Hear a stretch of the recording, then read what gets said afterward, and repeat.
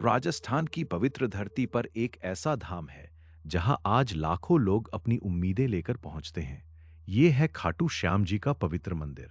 लेकिन क्या आप जानते हैं कि खाटू श्याम बाबा की असली पहचान क्या है और आखिर कैसे महाभारत के महान योद्धा बर्बरीक कलयुग में श्याम बाबा के रूप में पूजे जाने लगे? महाभारत की धार्मिक परंपरा के अनुसार बर्बरीक महाबली भीम के पौत्र और घटोत्कच के पुत्र थे। बचपन से ही उनमें अद्भुत वीरता थी। उन्होंने कठोर तपस्या और साधना से दिव्य शक्तियां प्राप्त कीं। धीरे धीरे वे ऐसे महान धनुर्धर बने जिनकी शक्ति की तुलना करना भी मुश्किल था। बर्बरीक के पास 3 दिव्य बाण थे। इन्हें 3 अमोघ बाण कहा जाता है। मान्यता थी कि इन बाणों की शक्ति से वे अकेले ही युद्ध का परिणाम बदल सकते थे। लेकिन बर्बरीक केवल शक्तिशाली योद्धा ही नहीं थे। उनके जीवन में दिया गया एक वचन उनकी पूरी कहानी बदलने वाला था। जब कुरुक्षेत्र में महाभारत का युद्ध शुरू होने वाला था, बर्बरीक युद्ध में जाने के लिए तैयार हुए। उन्होंने अपनी माता को वचन दिया, मैं युद्ध में हमेशा उस पक्ष का साथ दूंगा जो हार रहा होगा।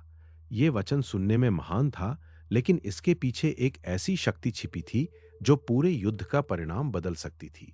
बर्बरीक अपने नीले घोड़े पर सवार होकर कुरुक्षेत्र की ओर निकल पड़े। उनके पास केवल 3 बाण थे, लेकिन उनका आत्मविश्वास अटूट था।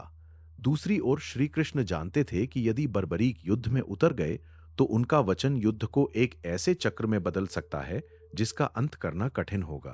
कथा के अनुसार श्री कृष्ण ने ब्राह्मण का रूप धारण करके बर्बरीक की परीक्षा ली।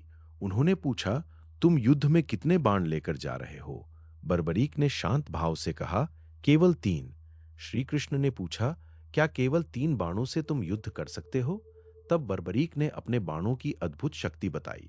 श्री कृष्ण समझ गए कि बर्बरीक की शक्ति साधारण नहीं है। सबसे बड़ी समस्या उनके बाण नहीं, बल्कि उनका वचन था। जो पक्ष हारता, बर्बरीक उसके साथ हो जाते। फिर वही पक्ष मजबूत हो जाता और दूसरा पक्ष कमजोर। तब बर्बरीक फिर कमजोर पक्ष का साथ देते।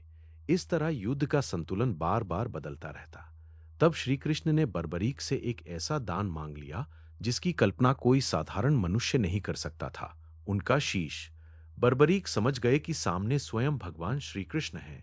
उन्होंने बिना भय के अपना शीश दान करने की सहमति दे दी। यही वो क्षण था जिसने बर्बरीक को इतिहास में अमर कर दिया। लेकिन बर्बरीक की एक इच्छा थी, वो महाभारत का पूरा युद्ध देखना चाहते थे।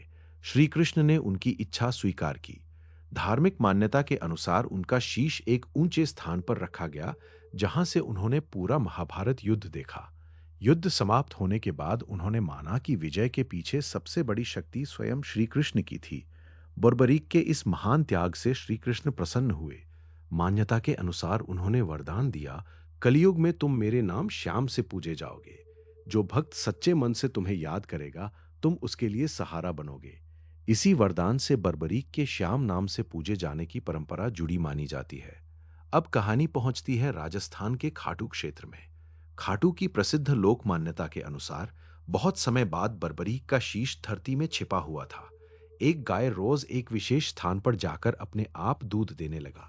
जब लोगों ने उस स्थान की खुदाई की तो वहां एक दिव्य शीश मिलने की मान्यता है। इसी घटना को श्याम कुंड से जोड़ा जाता है। इसके बाद खाटू के राजा रूप सिंह चौहान से जुड़ी कथा आती है। मान्यता के अनुसार राजा को स्वप्न में संकेत मिला कि इस दिव्य शीश को उचित स्थान पर स्थापित करके मंदिर बनाया जाए। इसके बाद खाटू में श्याम बाबा की पूजा का प्रमुख केंद्र विकसित हुआ। समय के साथ मंदिर का निर्माण, जीर्णोद्धार और विस्तार होता गया। आज खाटू श्याम धाम देश के प्रसिद्ध धार्मिक स्थलों में से एक है। फाल्गुन मेले में लाखों भक्त बाबा के दर्शन के लिए आते हैं।